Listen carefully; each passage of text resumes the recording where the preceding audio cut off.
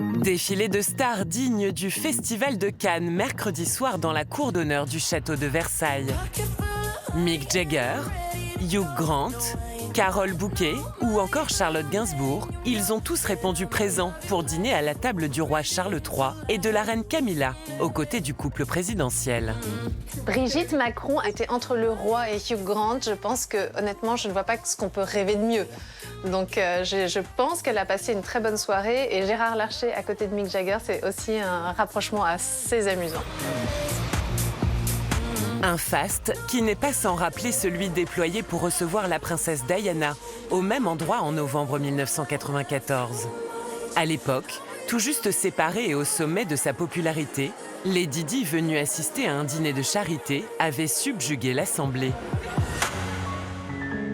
Diana, dont la mémoire est intimement liée à la capitale française. C'est à Paris qu'elle a trouvé la mort en 1997 et que Charles était venu chercher sa dépouille. C'est très difficile pour tous les membres de la famille royale de venir ici et de repenser à ces événements tragiques. En marge de la visite officielle de cette semaine, c'est aussi ce fantôme omniprésent que Charles doit faire oublier. Beaucoup de gens gardent encore, c'est normal, elle est morte à Paris, ce souvenir de Diana. C'est sûr que le roi et la reine ont à gagner à montrer aussi leur véritable personnalité. En pleine reconquête de l'opinion, Charles a-t-il réussi son opération séduction avec ce voyage en France ? Un an tout juste après son couronnement, comment continue-t-il de moderniser son image ?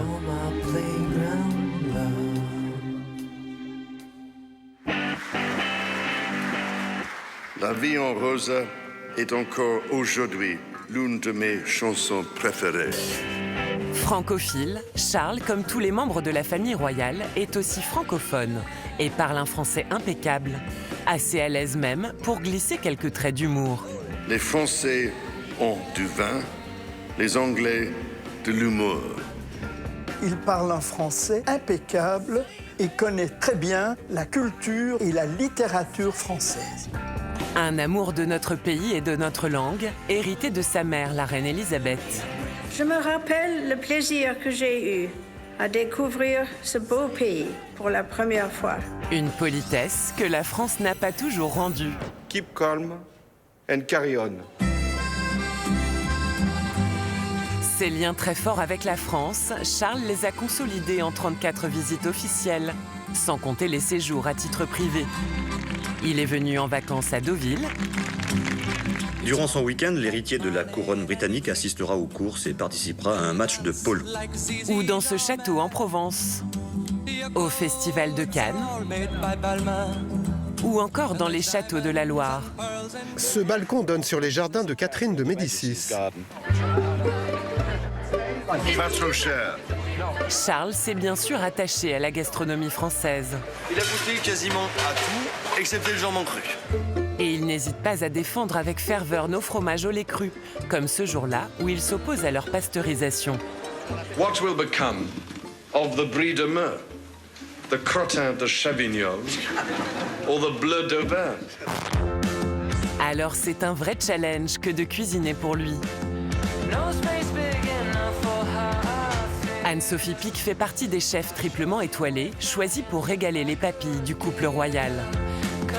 Il faut que ça plaise au roi, hein. On espère qu'il aime Il n'y a pas de raison. l'amande fraîche, l'amande amère. Vous vous êtes renseigné sur ses goûts avant de préparer la recette ? Il n'y a pas de contrainte qui nous est donnée sur tel ou tel produit. Avant le dîner à Versailles, elle a répété sa prestation comme une artiste pendant plusieurs mois, allant même jusqu'à chronométrer le temps de trajet entre les cuisines et la galerie des glaces. Trajet, alors moi je l'ai fait, il y avait beaucoup de monde. Donc il a pris bien 4 bonnes minutes, mais je circulais entre tous les touristes qui étaient là. En vrai, il prend de 2 minutes et demie à 3 minutes. Au menu donc, une entrée de roi. Homard et tourteau, accompagnés d'une brunoise de melon et d'un voile d'amande de la Drôme. On a tous les éléments, mais ça, tout vient. Et c'est gourmand quand même. Pour sa première visite officielle en France en tant que roi, Charles marche dans les pas de sa mère, que ce soit au marché aux fleurs qui porte le nom d'Élisabeth ou sur la tombe du soldat inconnu. Mais contrairement à elle, il a bien du mal à cacher ses émotions. Il va cligner énormément des yeux. Il ouvre, il ferme la bouche, il ouvre, il ferme la bouche, il cligne. Je ne sais pas si vous voyez, mais son œil gauche et son sourcil gauche descendent un peu. Il est ému, réellement ému. Donc en effet, ça peut être... en même temps, ils sont en train de chanter son hymne. Donc il est réellement touché. Un roi plus sensible et moins dans le contrôle quand il rencontre la foule. Et qui ne se formalise pas quand on le traite en bon camarade. Ses gestes semblent anodins, sauf quand on sait que dans le protocole, on ne doit normalement pas toucher un membre de la famille royale. Il se laisse guider, il se laisse toucher, il se laisse gérer. Il est cool. Alors qu'Emmanuel Macron est lui plus dans sa posture de président, moins dans son émotionnel. Ils n'arrêtent pas de se tripoter, ces deux-là, ils ont l'air très contents de le faire. On a vu aussi que Brigitte Macron et la reine se sont embrassés. Ensuite, Brigitte Macron a aidé la reine à Versailles à remettre sa cape qui s'était un peu entortillée. Donc ces quatre-là s'entendent visiblement très bien et c'est une bonne chose. Camilla s'est même offert une partie de ping-pong qui a eu l'air de surprendre Charles III. Une image de roi plus moderne, plus décontracté, à se demander si Charles a renoncé à ses petites habitudes de voyage. Certains journalistes ont raconté qu'il demandait à son majordome de mettre du dentifrice sur sa brosse à dents avant d'aller se coucher. Il aimerait un trait de 2,5 cm. Il aimerait aussi que son fromage soit servi sur des biscuits légèrement réchauffés.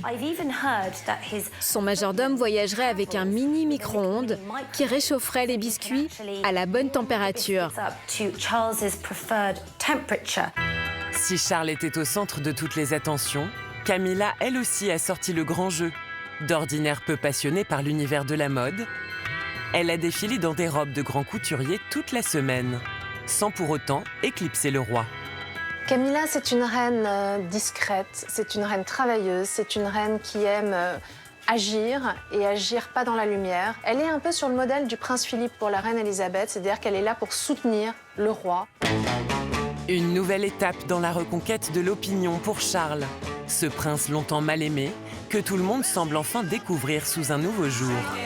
C'est assez spectaculaire le bond de popularité. Il faut voir qu'il était à 33% d'opinion favorable dans les sondages avant le décès de sa mère. Et un an après, il est à 57% d'opinion favorable. C'est énorme.